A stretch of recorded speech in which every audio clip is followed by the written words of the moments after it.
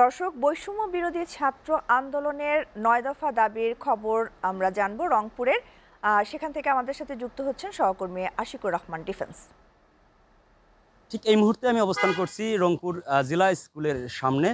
আমি বলে রাখি যে আজ সকালে হঠাৎ করেই একটি ঘোষণা পাওয়া যায় যে বিকেল ৩টার দিকে জেলা স্কুলের সামনে এই বৈষম্য বিরোধী আন্দোলনের জন্য শিক্ষার্থীরা জড়ো হবেন এবং তারা আবার আন্দোলনের জন্য তারা সেখানে সমবেত হবেন। এই বার্তাটা যখন জানাজানি হয়ে যায় ঠিক তখন থেকেই কিন্তু এই রংপুর মহানগর যে প্রশাসন রয়েছে তারা কিন্তু সতর্ক অবস্থায় চলে যায়।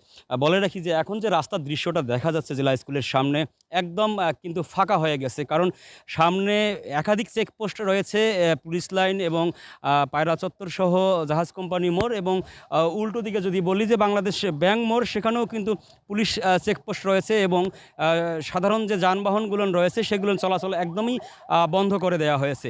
জেলা স্কুলের সামনে ডিবি পুলিশ, দাঙ্গা পুলিশ সহ অতিরিক্ত পুলিশ রয়েছে এবং প্রত্যেকটি মোড়ে মোড়ে চেকপোস্ট বসানো হয়েছে। সেই সাথে কিন্তু টহল জোরদার করা হয়েছে এবং গুরুত্বপূর্ণ পয়েন্টগুলোতে সেনাবাহিনী মোতায়েন রয়েছে। আরেকটি তথ্য দিয়ে রাখি যে এই সতর্ক অবস্থায় থাকার কারণে কিন্তু আমরা ৩টার পরে অর্থাৎ একদম ঠিক ৪:৩০ পর্যন্ত এই জেলা স্কুলের সামনে আমরা তেমন কোনো সাধারণ শিক্ষার্থীদেরকে আমরা দেখতে পাইনি। তাদেরকে জড়ো হওয়ার কোনো সুযোগ দিচ্ছে না প্রশাসন। প্রশাসন কঠোর অবস্থায় রয়েছে এবং যেন কোনো ধরনের অপ্রীতিকর ঘটনা না ঘটে, পূর্বের অবস্থায় রংপুর মহানগর ফিরে না যায়, সেজন্য কিন্তু তাদের সর্বোচ্চ তৎপরতা রয়েছে সেনাবাহিনী এবং র্যাব সহ পুলিশ সহ যৌথ বাহিনীর। এই ছিল রংপুরের সর্বশেষ অবস্থা।